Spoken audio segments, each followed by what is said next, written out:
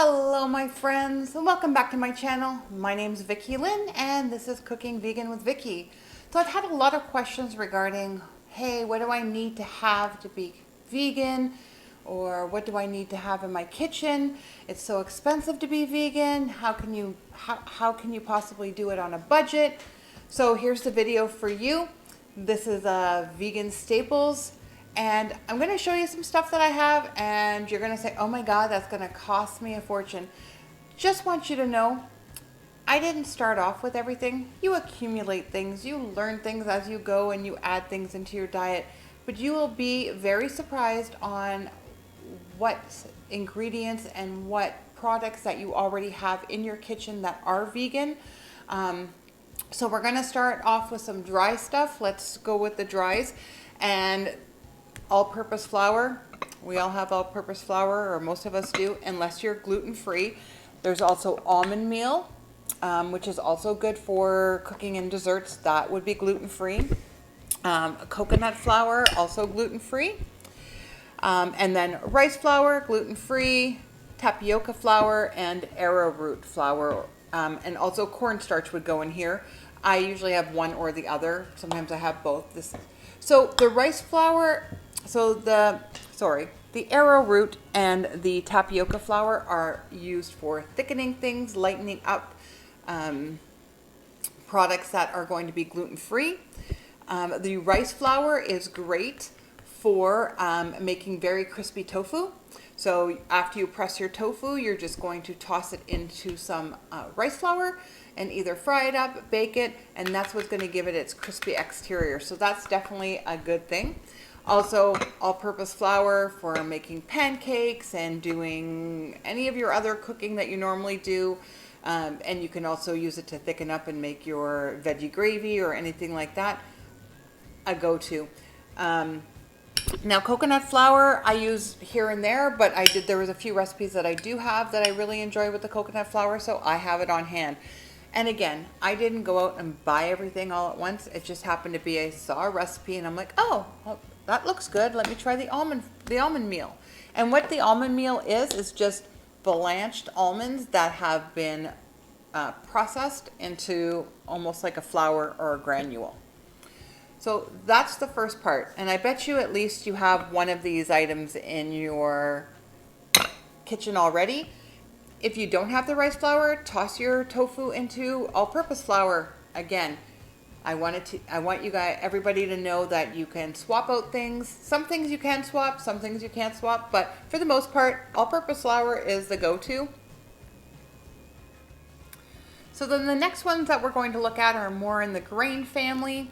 First up, oatmeal. Oatmeal is definitely a go-to. It's easy, it's fast. I like the rolled oats. I have the quick cooking oats.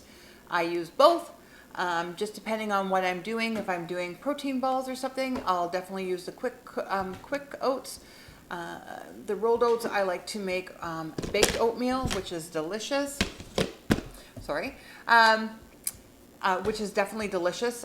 Then we're going to move on to our rices. So there's so many different rices available to us. I use brown rice, I use white long grain rice, I use arborio rice if I'm doing a risotto, jasmine rice. Oh goodness, there's so many. I'm trying to think of the other one that I use all the time. Anyway, there's a ton of different rices. You pick what you normally cook. That's what you're going to have in your kitchen. Your kitchen's not going to look like mine because my kitchen is foods that I eat on a regular basis. So again, if you're more used to the white rice, have the white rice. Sometimes I mix the white rice, wild rice. Again, there's so many different varieties that make cooking easy, and that is a good cheap staple. Oatmeal is a cheap staple. Rice is economical. Grits, awesome. I love making grits and sticky tofu on top of it with a nice little sauce, a little gravy. Very quick meal, doesn't take more than 10 minutes to make. Quinoa. Now quinoa needs to be a staple. It is high in protein. It is a complete protein. It's quick and easy to cook, and you can do anything with it. I put quinoa in my granola, which you guys all know if you've seen my granola video, and I'll tag that up here. I cook it at the beginning of the week. I even put it in my smoothies to add extra protein without having to spend a lot of money on protein powders, because I don't think you actually need them. I do have some in my kitchen just because I like to throw them into some of my protein balls, things like that, but I don't use them as a supplement on a regular basis. They're just an extra perk. Also, we have cornmeal, which makes great cornmeal biscuits, cornmeal squares. And then chickpea flour. So that probably should have been with the flour that I just did, but chickpea flour also very high in protein, and it is great in your falafels, into thickening things up. And again, if you're Southern, you're going to have cornmeal and grits more than people who are Asian who have more rice and vegetables, or it just depends on. If you're gluten-free, then obviously quinoa is amazing for you, and you can use it for 1,000 recipes. If you are gluten-free or celiac, then quinoa is going to be your new best friend, because this is high in protein, is a complete protein, it's fast, it's easy to cook, and you can do so much with it. All right, so now we're going to start talking about some of our rock stars in our kitchen. So the first thing everybody's going to ask you is where you're getting your protein from. And rest assured, you're going to get enough protein in just the vegetables that you're cooking, your potatoes, your greens. Once you start looking everything up, how much you're getting enough. But here's how we also supplement that. And these are some of the again, what I call the rock stars. So Vital Wheat Gluten is great. This is where you make your seitan out of, so you can make kind of any replacement meat, if that's what you want to call it. So you can make wings out of it, ribs out of it. I actually have a really good rib recipe coming, so I'll hopefully link that in here, or watch for it. Super easy to use. There's quick ways of using it, longer ways of using it. You can make it into chicken, you can make it into beef. It's going to be with whatever seasonings that you're going to add to it. So that's one that's really good. And then we have TVP, which is textured vital protein. And this one is just like granules almost. I don't know if you can see that. Lay it out. And so this would be great if you were substituting for, say, a ground meat. That's what you would use. And all you have to do is reconstitute it.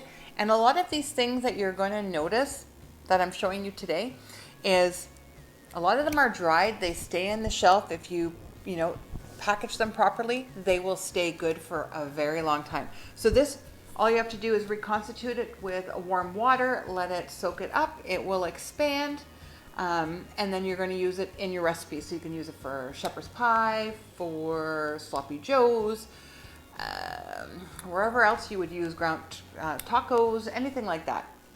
Okay, and then you can also get the textured protein in nuggets. They do come in different shapes and sizes, just depends on where you go, or again, where you shop. But this is super cheap. This whole bag was $2.15, and that's 3 or 4 meals at least. So we're talking, and you're getting a ton of protein in 25 cents. So you can't, when people say it's so expensive to be a vegan, I just don't understand. Then we're going to go to our next rock stars, which are our seeds. We have our chia seeds, we have our flax seeds that I've ground into flax flour, and then we have our hemp hearts. So all of these are high in protein, high in essential fatty acids, The flax flour is great. The flax flour and the chia are great for making egg substitutes. I use the flax flour a lot more than I use the chia seeds for a substitute for eggs. You're just going to take 1 tablespoon of flax flour, and you're going to add 2 to 3 tablespoons of water, stir it around, set it down for 5-10 minutes, and then you're ready to use it as an egg. So you can use, in most recipes I find, up to 2 eggs you can replace with the flax flour, and then sometimes the integrity isn't always there. But again, most recipes don't call for more than 2 eggs. The hemp hearts, I love just sprinkling these on my avocado toast. Again, high in protein, high in fiber, essential acids, a rock star. Also on top of salads, you can use the hemp hearts to make dressings to make them creamy. Put them in your food processor with the rest of your dressing ingredients that you're going to use. Blend it up and it will make it not only high protein, but very creamy and lovely. And then for the chia seeds, again, chia seeds you can add into your smoothies in the morning. You can use them for flax flour. I make a lot of protein balls with them. They're just, I put them in my oatmeal, in my overnight oats. There's so many uses. You can put them in almost anything. So, and again, they don't have to be expensive. Now I know I know chia seeds and the hemp hearts and the flax seeds aren't too bad price wise. So the flax seeds are literally little seeds, but your body can't absorb them. So you do need to grind them up, and that will help your body to absorb them. If you just eat plain flax seeds, they're going to go right straight through and right straight out, and you're not going to get any benefits from it. And again, with the chia seeds and the hemp hearts, you can go to Costco. They have them. They're very economical at Costco, and they will last you a really long time. Again, just keep them in the packaging that they came or in glass jars, and they'll last you years. So now we're going to talk about some of my favorite ones, and this is the bean category. And you know what? This is what makes a vegan diet so economical, because beans are super inexpensive. So I have some green lentils here, some red lentils, which you would use for dal. I like using the green or the brown lentils for making chilies, tacos, in my soups, obviously. These are aduki beans, very good for kind of sucking out the fat a little bit, and they're delicious, high protein. We have the yellow split peas, which I make my pea soup. Now they're also green, and I know a lot of people make green pea soup. I've always been raised making with the yellow. These cook very quickly. Really super simple to put a quick soup together. Then if you don't have time, so normally with the lentils, they don't need to be soaked and they don't take as long to cook. Any of the other beans, like we're talking the chickpeas, so chickpeas, I love chickpeas. If you have an Instant Pot, it makes having beans so much easier. I always have canned beans just in case I'm in a hurry, I come home, I haven't thought about it, but hey, I want a taco or something. I always have canned beans. But when I can and I do my meal preps, I do try to cook at least one bean a week in my Instant Pot, so it can be cooking. I don't have to worry about it. It'll be done in 30 minutes. You don't even have to soak them if you're using the Instant Pot. So again, we have pinto beans, so if you're making any kind of Mexican dishes. We have black beans. And then in the cans, again, black beans in the cans, kidney beans, great for chili. Add those two together, blockbuster. Even throw some lentils in. And then cans of garbanzo beans or chickpeas. And then I also like to use the cannellini beans, because they're good to put in to make things creamy. So you can add them to a soup and blend them in the soup to make a blended soup. And it's going to just make it really creamy, so you're going to think like you have cream in it, but you're actually having beans in it. And the black beans too. I'll link my black bean brownies here. That's awesome. Nobody ever knows there's black beans in them, and they're so good for you. Again, very economical. And the last one I wanted to talk to, I just kind of put it in with the beans, and but nutritional yeast. Nutritional yeast is a vegetarian and vegan's best friend. It's very high in B12 and gives everything kind of like an umami flavor to it, a cheesy taste. So a lot of people will make their cheese sauces out of it.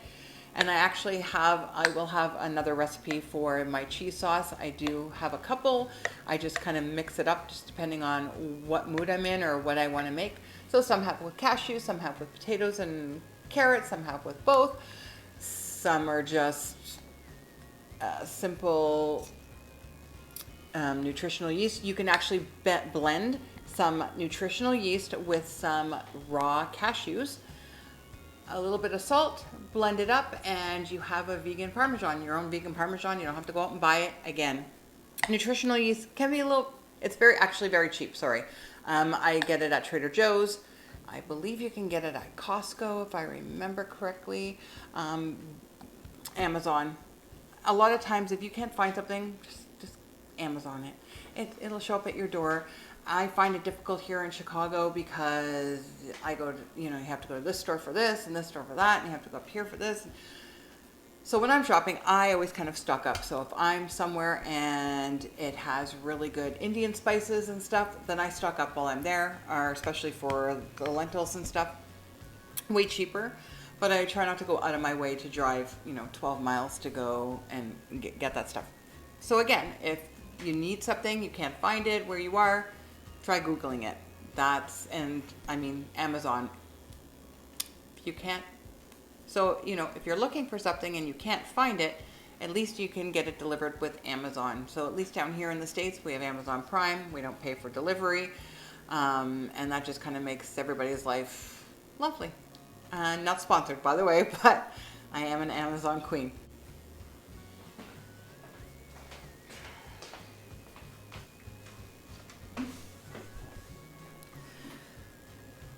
Now let's talk about nuts. Nuts, glorious nuts. I love all nuts, as you can see, and they all have a place. You can use them for different products, different recipes, I should say. So I like just the sliced almonds on top of my green beans for like a green bean almondine.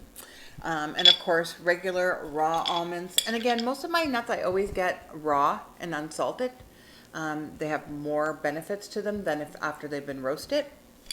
So yes, they are high in fat, but they are healthy fat, and you do need to eat them in moderation. But at least raw nuts are great. Pack them in your purse or in your bag in case you get a little peckish in the afternoon. Those are fabulous. Walnuts, I love to candy them or just toast them a little bit for salads. Even for pestos, they work really well in pestos. And that's what I forgot too, was pine nuts. Pine nuts are also good, very good for pesto. Very good toasted and put on top of salads just to add that crunch and an extra nutty flavor. I have pumpkin seeds, which we all love. I use a lot with the pumpkin seeds in protein balls that I make or in my salads. I love you can even make a pumpkin bark. Pecans are lovely. I find with pecans and almonds, they're kind of the staple. They're great for making crusts for desserts with some dates and grind them up, put them in the pan. You have your crust. And it's gluten-free. So now we have Brazil nuts. Now Brazil nuts are a little more expensive, but I only eat one a day for the psyllium usually. And I love just to snack on them. They're one of my favorites. Who am I kidding? They're all my favorites. I can't pick. And then raw cashews. Now raw cashews are your best friend. You should have cashews soaking in your fridge all the time, because you're going to use them pretty well on a daily basis, because this is what you're going to use to make most of your cream sauces. So when you want to make a crema for your tacos, for my cauliflower tacos, which I'll link here, you're going to use soaked cashews. If they're soaked, they blend a lot better. I have a Vitamix, so I can do it without soaking them, but I do find that they become way creamier when they're soaked. And they're super easy to use and super versatile. You can make almost any kind of cream sauce with them. You can make cheesecake with them. Oh, there's just so much you can do with nuts. So, watch for them when they're on sale, pick them up, store them properly, and they'll last you. A lot of nuts, I keep some out anything that you don't use on a regular basis, like I only use my pine nuts because they're really expensive. I keep them in the freezer, and that locks them in so that they don't go rancid. So you always have to make sure that, you know, you're changing over your stock and you're only buying what you need. Don't go out and buy, you know, 4 pounds of pecans because you might not use them. They're also good for candied pecans if you're not doing, you know, if you're having sugar. But just a little bit of maple syrup in a pan. They're delicious, and I add them for snacks. You can add a little cayenne pepper to them and make them for a, you know, a savory little snack to snack on when you're having parties, or if we ever have parties again, but even just for you to snack on. So we're getting close to the end now, guys. So if you're enjoying this, make sure you hit the subscribe button, give it a big thumbs up, and share it with a friend. So the next category is pasta. Who doesn't love pasta? We all do. Most dry pasta is vegan. Just read the ingredients though, just to be on the safe side. So we have spaghetti, easy with a can of tomato sauce, some vegan meatballs from Aldi, Gardeins, whoever. Dinner is done. Pasta is so easy to make large batches so that you can meal prep for the week, and then that way you're not always having to think about what you're having. We have some veggie pastas, so they're infused with spinach or different vegetables. And again, regular pasta, can't go wrong with good old elbow pasta for mac and cheese. This is edamame pasta, which is high in protein because it's made from edamame, which is soybeans. Very tasty. Kind of a different thing. I make a Thai salad with this one, and this one is really good. And then we also have a chickpea pasta. So just try out some pastas, and obviously gluten-free pastas. There are a ton of gluten-free pastas, including chickpea pasta, edamame pasta. So give them a try. So what kind of sweeteners are we going to use? So we're going to use natural sweeteners. So first we have granulated sugar. You do need to look for one that is vegan. Some granulated sugars are not because they're processed with bone fragments. We have cane sugar and obviously brown sugar. We're looking at some maple syrup, which is probably my favorite one to use. There's agave, which is also nice. It's good to use agave in place of honey in some recipes.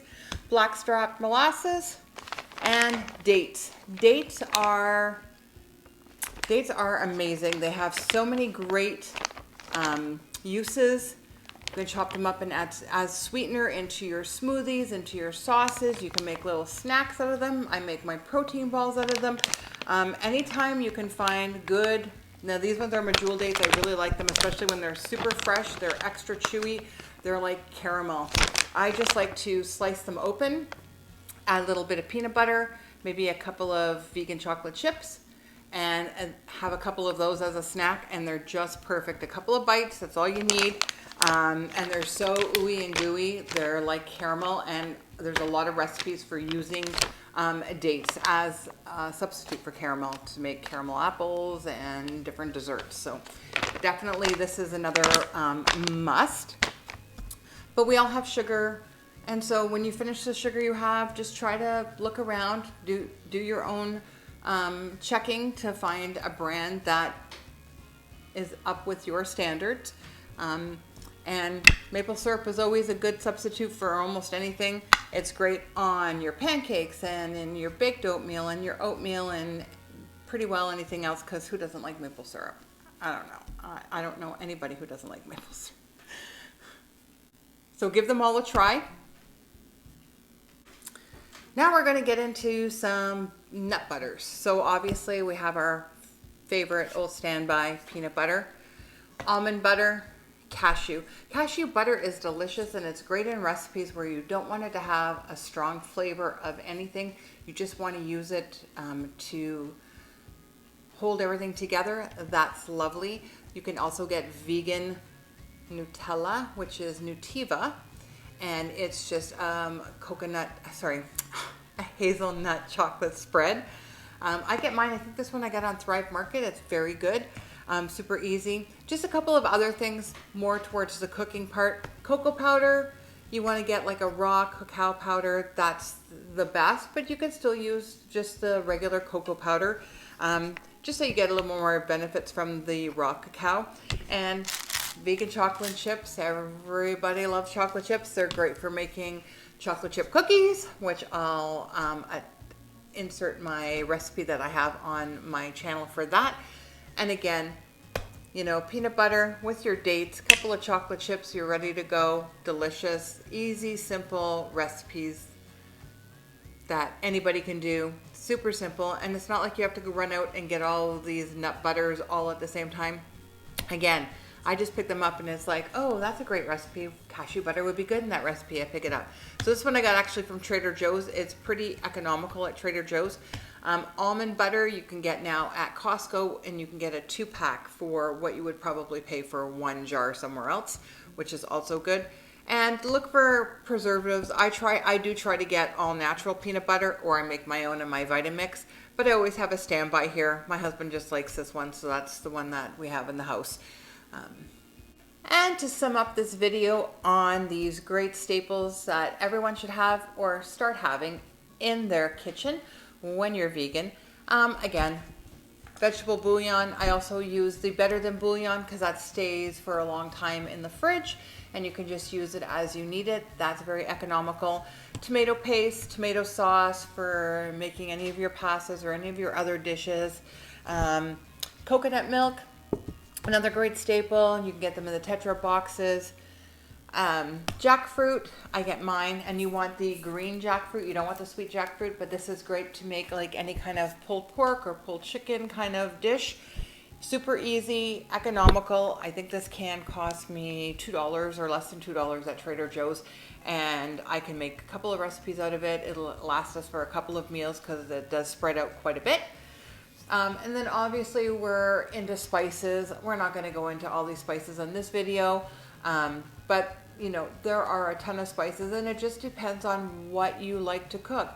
The basics are simple. It's onion powder, garlic powder, you know, oregano, basil. It just depends. Chili, cayenne pepper. It just depends on what kind of meals you like to prepare. Those are the spices that you're going to have. You can try a seasoned salt if you're not SOS free, or a non-salt substitute, which is also good. Salt and pepper. I like pink Himalayan salt. I like to have my pepper freshly ground. That's, I mean, getting a salt and pepper with the grinders are all over the place today, so that's super simple. And then again, you can make your own Parmesan cheese from your nutritional yeast and a few cashews. It's so super simple. I hope this has really helped everybody. And again, leave me some comments if you have any questions. And I'm just trying to impart some wisdom that you don't have to have everything. You just have to have what you need. For the meals that you make, just pick and choose. I just happen to have a wide variety because I like doing a bunch of different recipes. So I hope this has been really helpful for you. And again, I hope you're enjoying these videos as much as I am doing them. And we'll see you soon.